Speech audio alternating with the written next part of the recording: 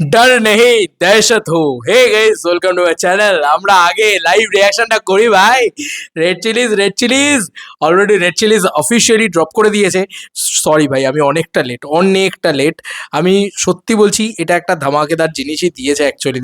মানে আমি অবাক হয়ে গেছি দেখে, মানে এত বেশি ইয়ে হয়ে গেছে আর কি। হ্যাঁ, মস্তি পেয়ে গেছি আর কি বিষয়টা। দাঁড়াও আগে এটা খুলি, আগে দেখবো ভাই, একসাথে বসে দেখি আগে, তারপরে কথা হবে। এই এটা এটা তো আমি মানে এক্সপেক্টও করিনি। সকালবেলা থেকে দেখছিলাম, শুনছিলাম বিভিন্ন জায়গা থেকে আপডেটস আসছে, ইয়ে আসছে কিং এর। ইটস, চলো একসাথে দেখা যাক। হো, it's time to, okay okay, রো, হেভি লাগছে শাহরুখকে পিছন থেকে। And end year with fear. Okay, ঠিক আছে। ও কি BGM! King king king 24/12/2026। Yes, দহশত হুম। ও ভাই, এভাবে ধরে মারছে, আলাদাই লেভেলের লাগছে। রাজার মিউজিক, রাজার মুকুট, the Christmas fear wear the crown, মানে একদম পরিষ্কারভাবে এটা আলাদা লেভেলের হয়েছে।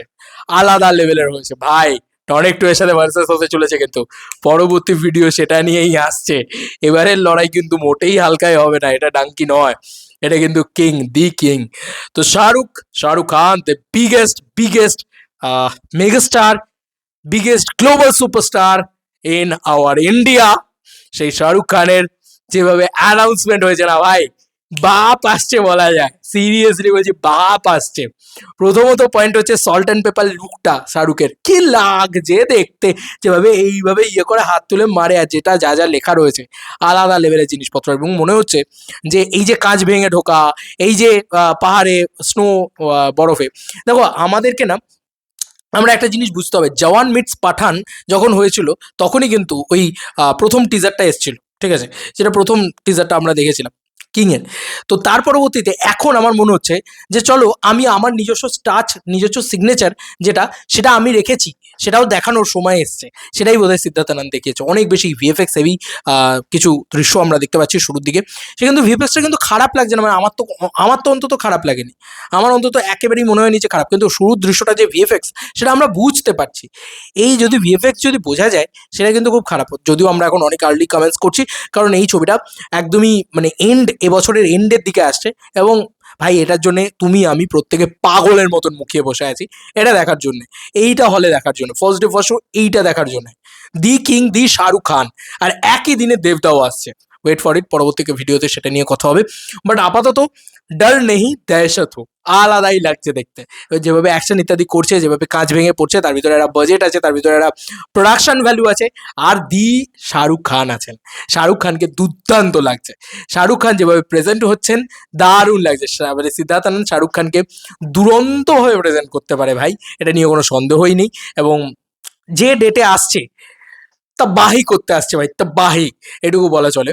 5th ডিসেম্বর ডেটটাকে যদি লক করতো, আমার মনে হয় আমি একটু বেশি খুশি হতাম। দেবদার জন্য বেশি খুশি হতাম, টনিকের জন্য বেশি খুশি হতাম, টনিক 2 এর জন্য বেশি খুশি হতাম।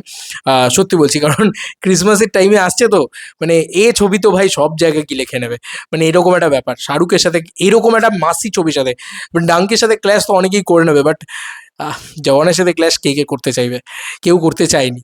তো যাই হোক, শাহরুখ খান যদি ফাঁকা টাইমে আসতো খুশি হতাম। হ্যাঁ, আমার জন্য মনে হচ্ছে। যাই হোক, এখন এটাই বলবো যে শাহরুখ খান যা টাইম চুজ করেছে, ওটা বম্বের জন্য বেস্ট টাইম ভাই। আর ক্রিসমাস যে কোনো টাইমের জন্য, বড় ছবির জন্য একটা বিরাট বিরাট টাইমিং। এবং এটা ভাই সাংঘাতিক কিছু করে দিয়েছে, সাংঘাতিক কিছু করে দিয়েছে। এবং ডেট অ্যানাউন্সমেন্টটাও কিছু হুইসেল মার হয়েছে, পুরো হুইসেল মার, একদম টরে টক্কা, এটাই বলা চলে। একদম টরে টক্কা জিনিসপত্র হয়েছে, দেখতেই হেভি লাগছে। চলো বন্ধুরা, নতুন কোনো ভিডিওতে দেখা হবে, বাই।